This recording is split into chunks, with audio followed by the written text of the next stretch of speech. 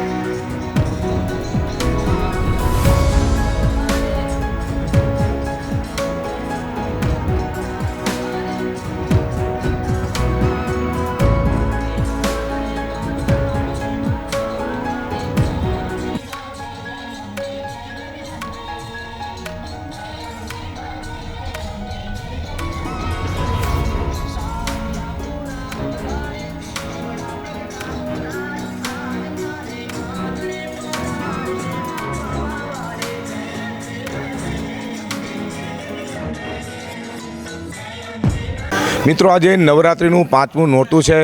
ગંગેશ્વર મહાદેવ મંદિરની બાજુમાં આવેલા જલારામ રો હાઉસની અંદર અત્યારે તમે નિહાળતા જશો। થોડા સમય પહેલાં જે બહેનો ગરબા રમતા હતી, આપણે તેમને મળીએ। જે આપનું નામ? ફ્રેની ઝુમકાવાલા। હા, શું રમવું ગમે ગરબામાં? 3 તાળી કે પછી દોઢીઓ? 3 તાળી, દોઢિયું, ટીટોળી બધું જ ગમે। બધું જ ગમે। ટીટોળી કેવી રીતે રમાય? એ તો મ્યુઝિકના તાલે અમે રમી શકીએ। જરા તમે આમ થોડી હા, બિલકુલ, કેમ ટીટોળી અમે રમી શકીએ। હા, આ ટીટોળી। ટીટોળી એટલે ટીટોળી પહેલાં જે હતી આવી તો રમતી હતી? ના, એ તો હવે ઇતિહાસ તો ખબર નથી, પણ અત્યારે જે પ્રમાણે મોડર્ન આધુનિક પછી કેવું લાગી રહ્યું છે રમવાનું? 2 વર્ષ પછી એકચ્યુઅલી ગયા વર્ષે પણ અમે 3 દિવસીય નવરાત્રિનું આયોજન કરેલું હતું। એ 3 દિવસીય નવરાત્રિ ખૂબ જ સફળ રહી હતી અમારા માટે, અને એટલા જ માટે અમે આજે આ વર્ષે 9 દિવસનું આયોજન કરેલું છે। અને 9 દિવસના આયોજનમાં રવિવારે અમે નવચંડી યજ્ઞ પણ કરવાના છે। એ આપણા આ જે શારદીય નવરાત્રિ અત્યારે ચાલી રહી છે, તો એમાં અંબા માતાની અસીમ કૃપાથી અમે નવચંડી યજ્ઞનું આયોજન પણ કરવામાં આવ્યું છે। બહાર જમવું રમવું ગમે કે સોસાયટીમાં? સોસાયટીમાં જ વધારે ગમે, કારણ કે બહાર કદાચ એવું થઈ શકે કે શરૂઆતથી અંત સુધી રમીએ તો જ ઇનામ મળે। અહીંયા કોઈ ઇનામ કે એવું કંઈ નથી, બધા જ ઇનામને હકદાર છે। હાજી। આપનું નામ?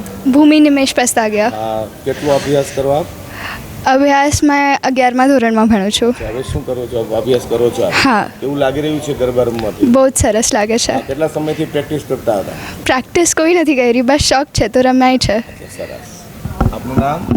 મારું નામ શિલ્પા ઝુમખાવાલા છે. શિલ્પાબેન, શું કહેવા માંગો છો?